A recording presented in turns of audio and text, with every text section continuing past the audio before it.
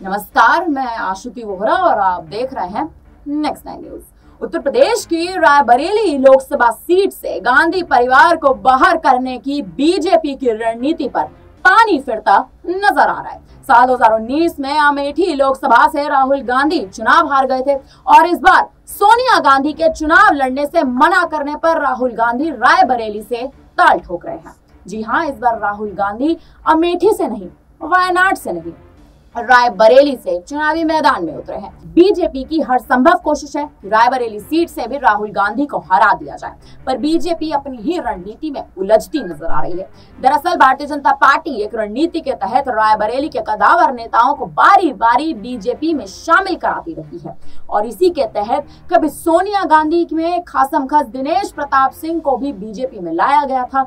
2019 में तो दिनेश प्रताप सिंह ने बीजेपी के टिकट पर ही सोनिया गांधी को कड़ी टक्कर दे दी थी और इसके बाद बीजेपी लगातार स्थानीय मजबूत नेताओं को पार्टी में शामिल कराती आ रही है।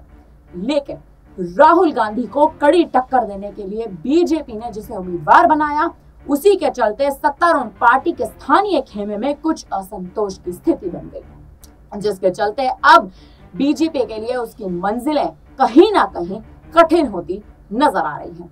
हालांकि अब कयास इस प्रकार के लगाए जा रहे हैं कि रायबरेली में बीजेपी में अंतरकलह की वजह बन गई है और कहीं ना कहीं जो बीजेपी में अंतरकलह की एक स्थिति पैदा हो चुकी है, वो बीजेपी की हार कहीं ना कहीं इस चुनाव में साबित होती दिखाई दे सकती है।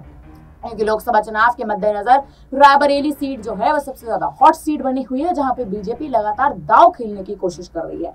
लेकिन बीजेपी की अंतरकलह कहीं ना कहीं वहां हार की वजह बन सकती है। दरअसल पिछले दिनों रायबरेली में ऐसी घटनाएं हुई हैं जिन्हें देखकर ऐसा महसूस किया जा रहा है कि बीजेपी की ये दोनों मिसाइल लॉन्च के लिए तैयार नहीं है। जी हाँ, दोनों की नाराजगी के अपने अलग अलग कारण हैं। हम बात कर रहे हैं बीजेपी के दो नेताओं की।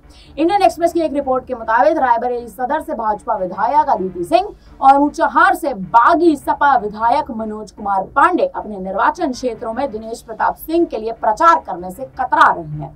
भाजपा सूत्रों का कहना है कि केंद्रीय गृह मंत्री अमित शाह ने अपने रायबरेली दौरे के दौरान दोनों को मनाने की भरपूर कोशिशें की थी। रविवार को रायबरेली में अपने चुनाव प्रचार के दौरान अमित शाह दिनेश प्रताप सिंह को लेकर मनोज पांडे के घर भी गए थे और उनके लिए समर्थन मांगा था। लेकिन कहा यह जा रहा है कि मनोज पांडे की नाराजगी जो है वो कहीं ना कहीं इन दोनों का कारण है और कहीं ना कहीं मनोज पांडे की नाराजगी की वजह से बीजेपी में अंतरकलह की स्थिति बन गई है। पहला कारण रायबरेली सीट से अपने लिए भाजपा का टिकट पाने की उम्मीद, और 27 फरवरी को राज्यसभा चुनाव में पांडे ने सपा के मुख्य सचेतक का पद छोड़ दिया था और भाजपा के पक्ष में क्रॉस वोटिंग कर ली थी। और कहीं ना कहीं एक तरह से कहें तो कयास इस प्रकार के लगाए जा रहे हैं कि उन्हें पार्टी की ओर से ऐसा कोई भी आश्वासन नहीं दिया गया था।